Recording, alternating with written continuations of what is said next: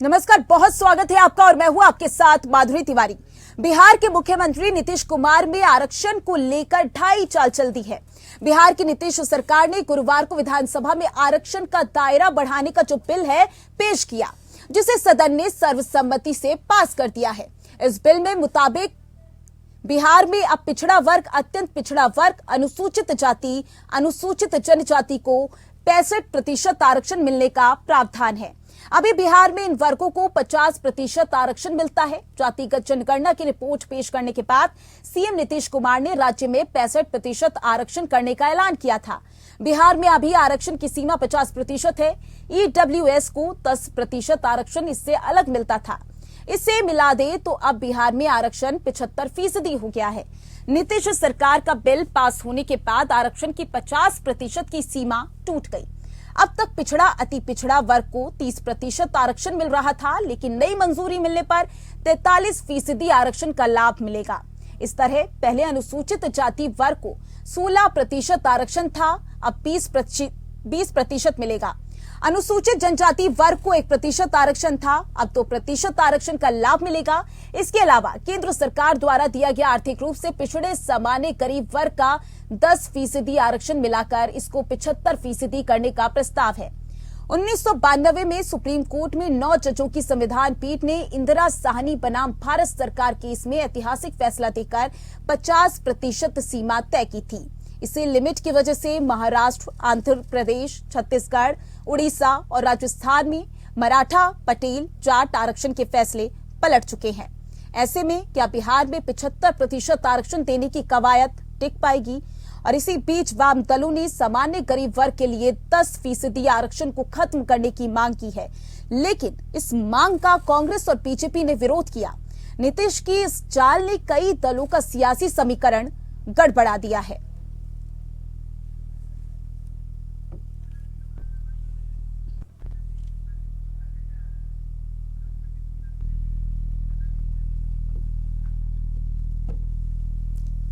चर्चा की शुरुआत करेंगे, लेकिन उससे पहले मेहमानों से परिचय करवा देते हैं आपका।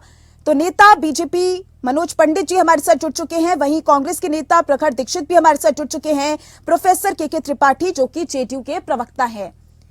के त्रिपाठी जी, पहले आपके पास आऊंगी। ये जो आरक्षण बढ़ाया गया है, 50 से 65% किया गया है, राजनीतिक लाभ के लिए। अच्छा, हाँ तो ठीक है। हेलो जी भैया, माधुरी जी, देख, सन 52 से ही इसका कार्यक्रम चल रहा था। काका कालकर आयोग बना, उसके बाद बीपी मंडल का आयोग बना, लेकिन कर्पूरी ठाकुर ने भी बिहार में आरक्षण की पहल की। उसमें अति पिछड़ा को आरक्षण दिया गया, अति दलित को आरक्षण दिया। उसी के क्रम में माननीय नीतीश कुमार ने भी अति पिछड़ा, अति दलित को भी मुख्य धारा में लाने के लिए बिहार में एक बड़ा ऐतिहासिक कदम पहले ही उठाया था। लेकिन अभी जो जातिगत जनगणना करा करके उन्होंने सही आंकड़ों के साथ सभी जातियों को उन्होंने आरक्षण देने का काम किया और बढ़ाया, और उसमें लगभग 70% आप कह रही हैं, 70% का आरक्षण हो गया है। वो विधानसभा से पास भी हो गया है। इसलिए उसमें कई सवाल उठाने का नहीं, जिसकी जितनी भागीदारी डॉक्टर लोहिया ने बहुत पहले कहा था।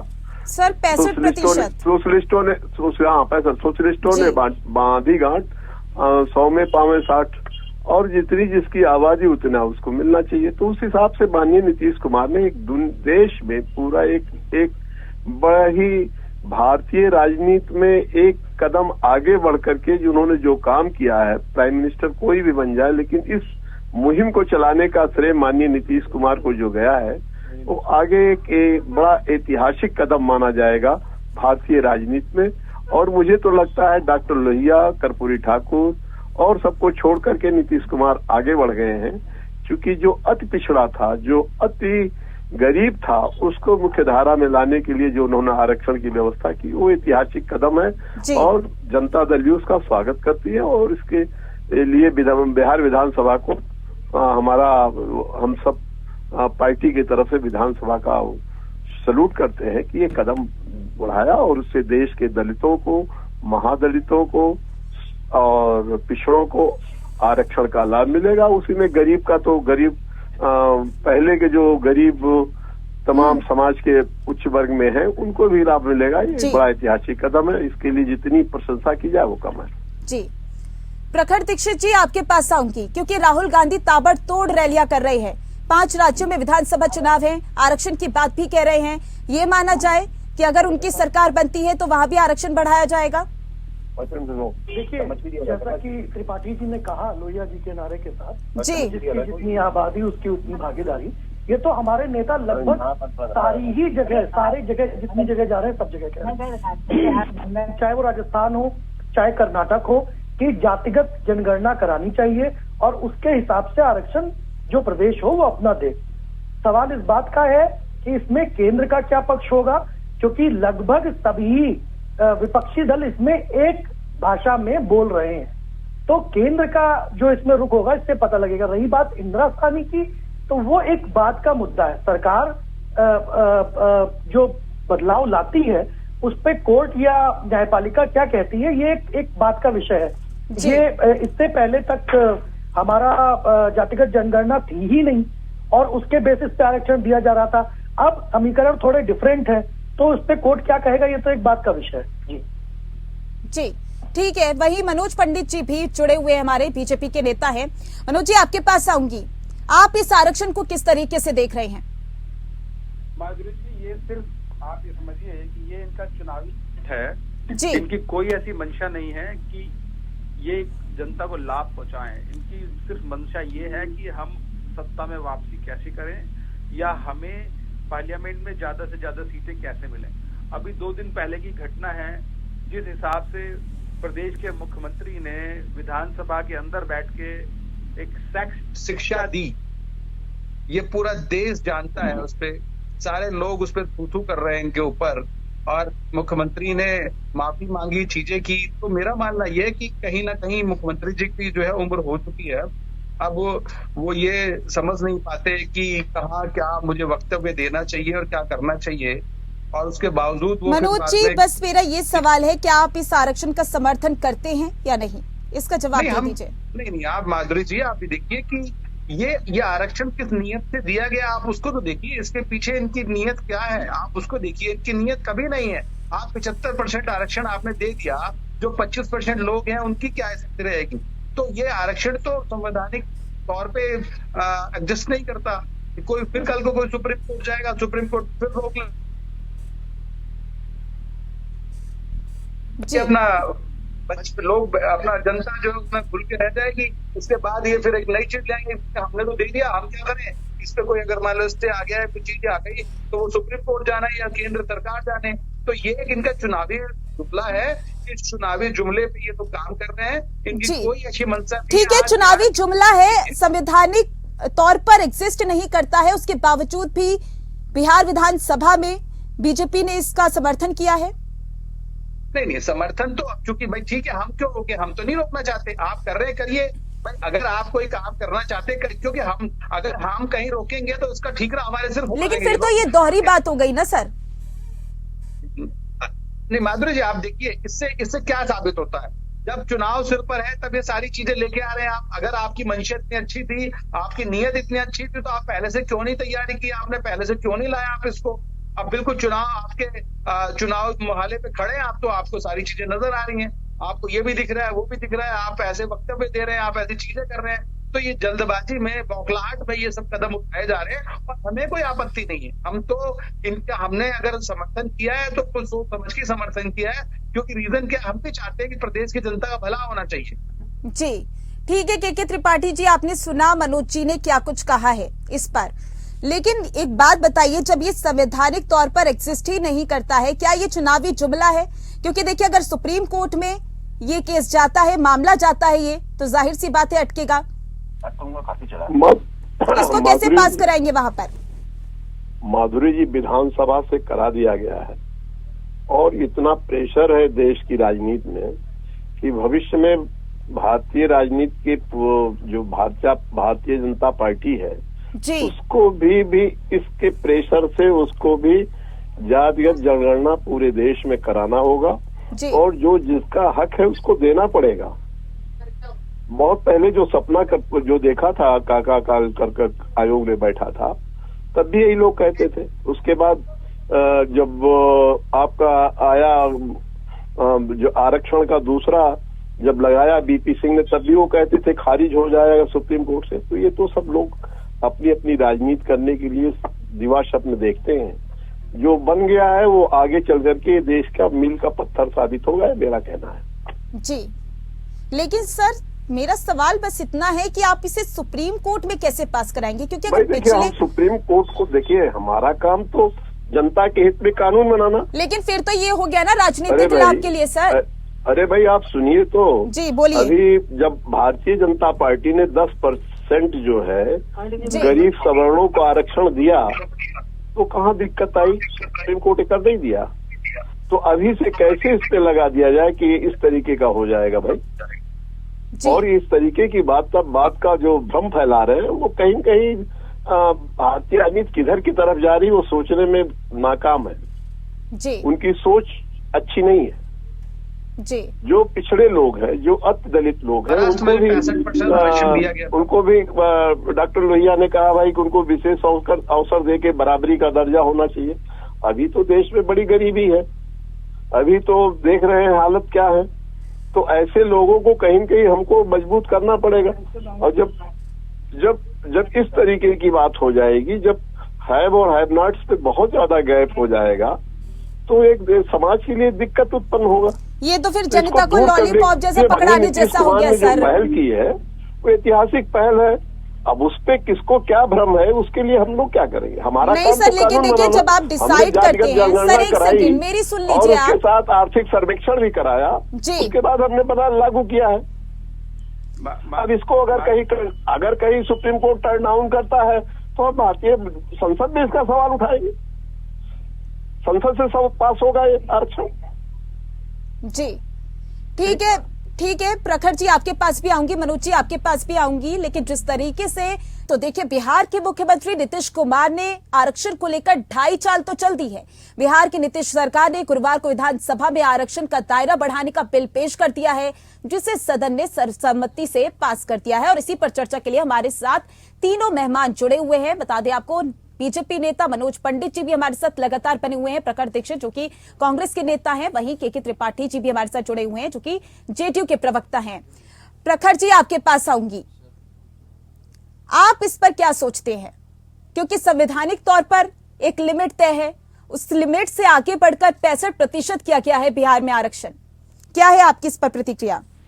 जी, सामाजिक न्याय देने के लिए जी जैसा कि के त्रिपाठी जी ने बहुत सारी चीजें बताई जी, लेकर के आपका कर्पूरी ठाकुर से और मंडल कमीशन तक और उसके बाद सच्चर कमीशन तक, तो बहुत सारी ऐसी चीजें हैं जो हुई हैं जो कोर्ट ने बाद में सही करार दी है। उसमें से एक ईडब्ल्यूएस कोटा भी है। ईडब्ल्यूएस कोटे को अभी 1-2 साल पहले ही सुप्रीम कोर्ट ने जायज ठहराया है। और रही बात इसकी, तो इसमें नीतीश कुमार जी की सरकार जो है, जिसमें कांग्रेस भी घटक दल है, उसमें बहुत साफ साफ जातिगत जनगणना ही नहीं कराई है, आर्थिक सर्वेक्षण भी कराया है। तो किस हिसाब से कॉन्स्टिट्यूशन बहुत क्लियरली बात करता है सोशल और इकोनॉमिक बैकवर्डनेस की, ठीक है।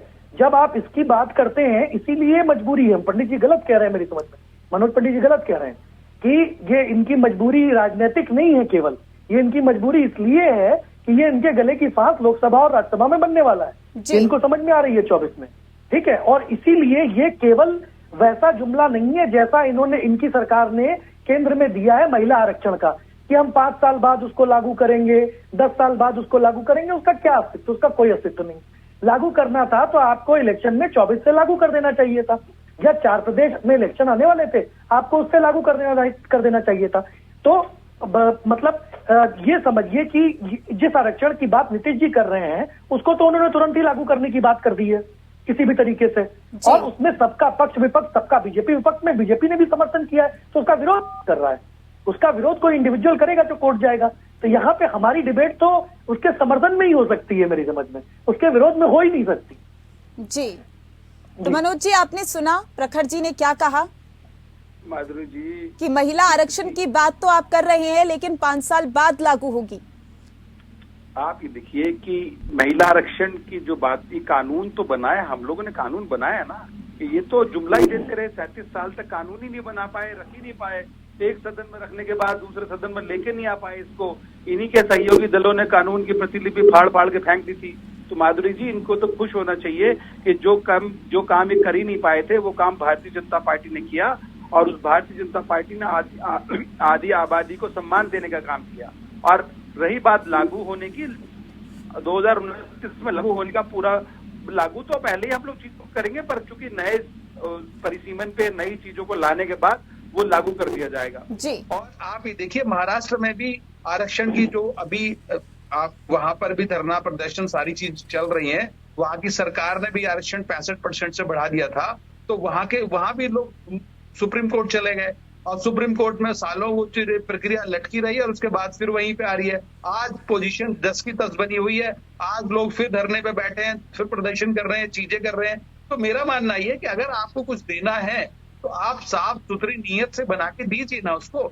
आप जनता को भरमाने का काम क्यों कर रहे हैं?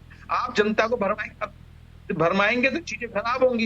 लेकिन सर, अगर ये भ्रमित की बात है, आप यहाँ पर जनता को भ्रमित होने की बात कह रहे हैं, तो बिहार में समर्थन नहीं करना चाहिए था ना? नहीं, समर्थन आप देखिए, अगर हम समर्थन नहीं करेंगे तो फिर ये कहेंगे बीजेपी, देखिए बीजेपी विरोध कर रही है, बीजेपी समर्थन नहीं कर रही है, हम अच्छा काम करना चाहते हैं, बीजेपी नहीं कर रही है। मैं मनोज पंडित जी से एक बात पूछना चाहूंगा माधुरी जी, कि इन्होंने बहुत बढ़िया बात कही कि जनता को भरमाने का काम हम कर रहे हैं। तो अगर पक्ष कोई गलत काम कर रहा है तो जनता का पक्ष रखने के लिए विपक्ष है वहां पे। जब आपने बहुत अच्छी बात कही कि जब विपक्षी साथ में है तो इसका विरोध कौन कर रहा है? जी ठीक है प्रखर जी, मैं मनोज जी से जवाब ले लेती हूँ। प्रखर जी, ये गलत सही तो सुप्रीम कोर्ट में साबित होगा ना कि गलत सही क्या है। अब चूंकि जनता को समझाना है, वोट की राजनीति आप कर रहे हैं, आप दोनों पक्ष मिलकर लेकिन सर, इसका मतलब ये है कि विधानसभा में आप समर्थन करेंगे, लेकिन कोर्ट में जाएंगे तो विरोध होगा उसका। आप माधुरी जी, विधानसभा का प्रमुख मुख्यमंत्री वहां पे प्रमुख होते हैं, और मुख्यमंत्री जो चाहे अपना करा लेते हैं। चाहे किसी भी प्रदेश में देख लीजिए आप, कि अगर वो कहते हैं, मुख्यमंत्री को प्रस्ताव रखते हैं, तो उस चीज को जो है सर्वसम्मति से पास करा लेते हैं। अगर हम विरोध भी करते इसका तो भी पास हो जाता, क्योंकि भाई आप बहुमत में हैं। ऐसा तो मेरी समझ में माधुरी जी, अगर मैं एक बात जोड़ना चाहूं, तो जैसा इन्होंने कहा कि विधानसभा में मुख्यमंत्री जो जबरदस्ती से विधानसभा अध्यक्ष से सब कुछ करा लेते हैं, तो उसी हिसाब से जैसे महुआ मोइत्रा जी को बाहर करने की सर्वसम्मति बनाई है इन्होंने कमेटी में, तो वो प्रधानमंत्री जी के कहने पे बनी है। इसका मतलब विरोध कर रहे नहीं। आप प्रखर जी, आप सुनिए, महुआ मोइत्रा जी को बुलाया गया, उनको पक्ष रखने का मौका दिया, उन्होंने पक्ष ही नहीं रखा। उन्होंने चीजें नहीं रखी अपनी कमेटी के सामने।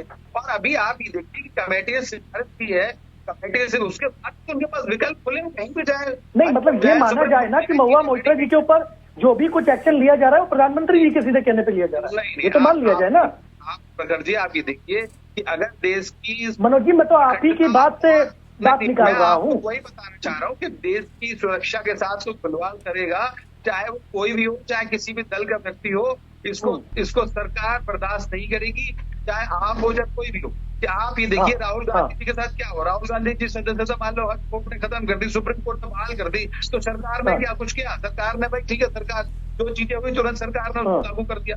तो मेरा मानना ये है कि कानून अपने काम करने दीजिए, हमारा आपका काम है, और आप उसको अपने नहीं तो मनोज जी कानून। लेकिन मनोज जी देखिए, ये तो दोहरी बात हो गई है कि वहां पर समर्थन किया जा रहा है और जब कोर्ट में जाया जा रहा है तो आप विरोध करने की बात कह रहे हैं। ऐसे नहीं होता है ना। ठीक है, एक सवाल मैं के त्रिपाठी जी से ले लेती हूँ। अब क्योंकि 65% आरक्षण विधानसभा में पास हो गया है, के त्रिपाठी जी, आगे क्या प्रक्रिया चलने वाली है ये बता दीजिए, किस तरीके से ये पास होगा कोर्ट में, क्या सोचा हुआ है आगे का? क्योंकि देखिए फिर तो ये जुमला कहला जाएगा ना। कोर्ट जो है देखिए माधुरी जी, कोर्ट जो है एविडेंस मांगता है। जितने भी अन्य स्टेटों में आरक्षण का काम किया गया उसमें कोई आया गया सर्वेक्षण के साथ कोई राज्य अपना पक्ष रखता है। लेकिन के त्रिपाठी जी देखिए, मराठा की सियासत तो आपको पता है, मराठा आरक्षण को लेकर महाराष्ट्र में क्या चल रहा है। और पहले की बात कर ले तो मराठा पटेल, एक सेकंड मेरी बात सुन लीजिए आप, एक सेकंड मेरी बात सुन लीजिए। मराठा पटेल जाट आरक्षण के फैसले पहले से ही पलट चुके हैं। तो देखिए यहाँ पर तमाम सवाल तो यहाँ भी खड़े होते हुए नजर आ रहे हैं ना। जी बोलिए। मैं कह रहा हूँ, जब कोई प्रदेश करा के कोई आरक्षण की बात करता है तो सुप्रीम गंभीरता से विचार करता है माधुरी जी। अब वहाँ जो सर्वेक्षण तो कभी हुआ नहीं कि मराठा की क्या इनकम है, मराठा के लोग कितने पिछड़े हैं, मराठा की इकोनॉमिक कंडीशन क्या है, सोशल कंडीशन क्या है, एजुकेशन को कंडीशन क्या है।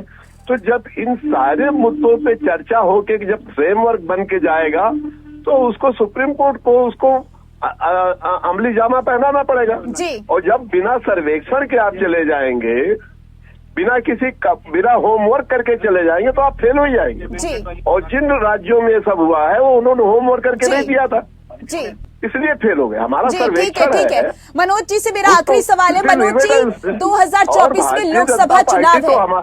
भारतीय जनता पार्टी ने जी। तो सदन में सहयोग किया है, ठीक है के त्रिपाठी जी, ठीक सदन है, में सहयोग किया है। और ठीक है। जब ये प्रधानमंत्री से कहने गए थे एक डेलीगेशन लेके, उसमें लोग सम्मिलित हुए थे।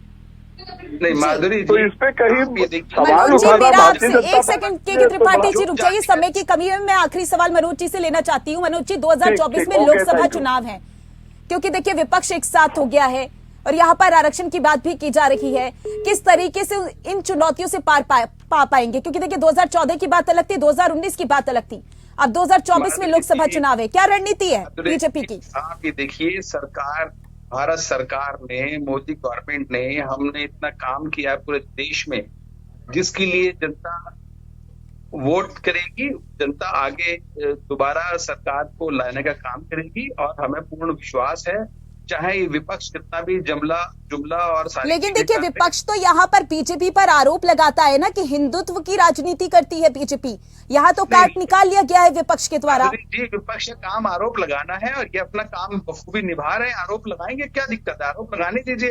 आरोप लगाएंगे तो हम अपनी चीजें जनता के पास रखेंगे ना। आज कांग्रेस गारंटी देती फिर रही है ना राजस्थान में कि हमारी ये गारंटी, हमारी ये गारंटी। हमने भी कहा कि हमारी गारंटी कमल का फूल ही हमारी गारंटी है, नरेंद्र मोदी जी की गारंटी है। जो वादे हमने किए थे वो पूरे किए हैं और आगे भी करेंगे। और बिल्कुल 100% जो है हम लोग सत्ता में वापसी करेंगे। आप देखती रहिए। जी, देखना होगा अब आगे जो आरक्षण है किस तरीके से इसकी प्रक्रिया होगी। फिलहाल आप तीनों मेहमानों का बहुत बहुत शुक्रिया हमारे साथ चर्चा में जुड़ने के लिए। तो देखिए, नीतीश कुमार ने 2.5 चाल चल दी है, लेकिन 1992 में सुप्रीम कोर्ट ने 9 जजों की संविधान पीठ ने इंदिरा साहनी बनाम भारत सरकार केस में ऐतिहासिक फैसला देकर 50% सीमा तय की थी। और इसी लिमिट की वजह से महाराष्ट्र, आंध्र प्रदेश, छत्तीसगढ़, ओडिशा और राजस्थान में मराठा, पटेल, जाट आरक्षण के फैसले पलटे जा चुके थे। ऐसे में क्या बिहार में 75% आरक्षण देने की कवायद टिक पाएगी? तमाम सवाल खड़े होते हुए नजर आ रहे हैं। फिलहाल इस खास कार्यक्रम में बस इतना ही। नमस्कार।